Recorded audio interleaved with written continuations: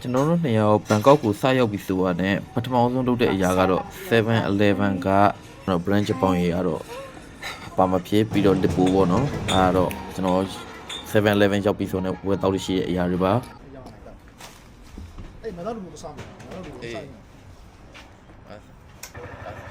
ယ် 7-Eleven ကမုတ်တွေလည်းစားပြီးတော့ကျွန်တော်တငယ်ချင်းရောက်လာတာနဲ့ဟိုဒီအစုပ်နာကစီးနဲ့နေတဲ့ဝတာတူတူဆိုင်မှာဝတာတူတူနဲ့အမဲဥကိုသွားဆောင်ဆိုပြီးတော့ကျွန်တော်သွားပါပြီ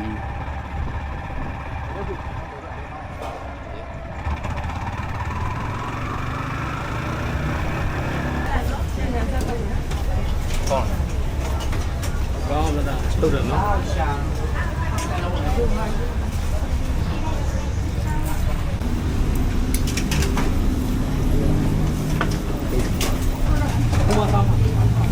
ကိုယူရလိုက်တော့ဆက်လာ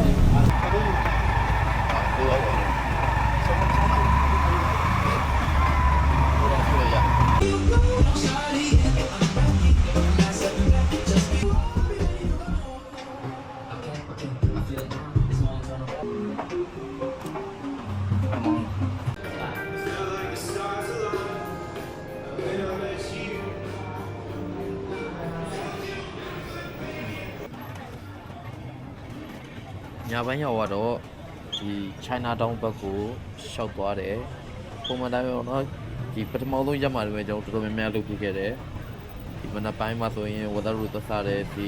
ချိုနေရာလေးဈေးဝယ်ပတ်ထွက်တယ်ညာဘန်းကျတော့ China Town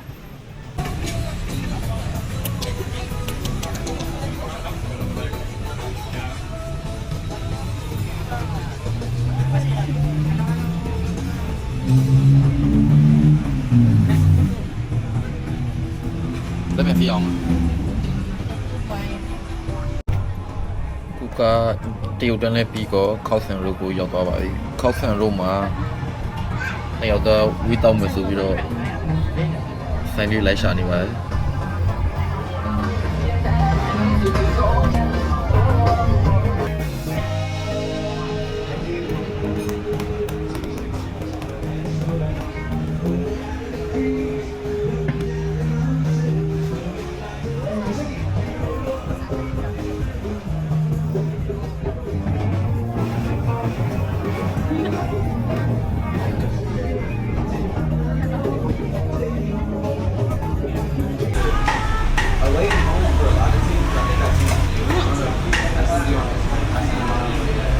ရန်ကောင်း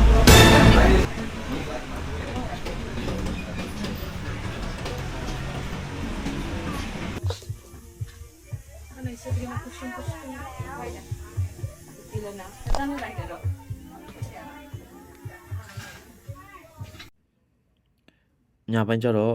ကျွန်တော်ပေါ်တာနောက်တစ်ကောင်ကိုရဲရောက်လာပါတယ်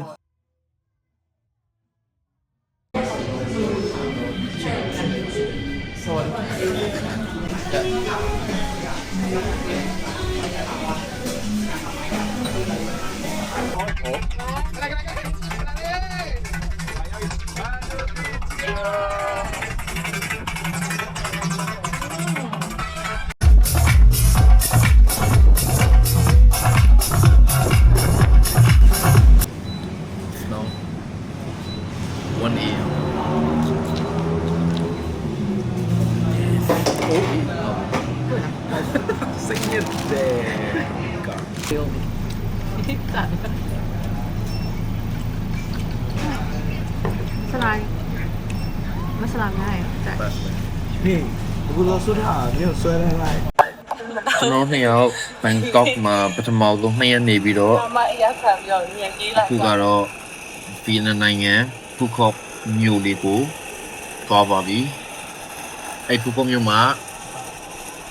3ညနေမယ်ပေါ့နော်ဆိုတော့ကျွန်တော်ရဲ့ဖူခေါပတ်တူ vlog လေးကိုဘယ်လိုဆောင်မျိုးကြည့်ရှုပေးပါအောင်ကိုကတော့ဖူခေါတင်ဝင်ရောက်ပါပြီတော့မတိုက်ထားပါဘူး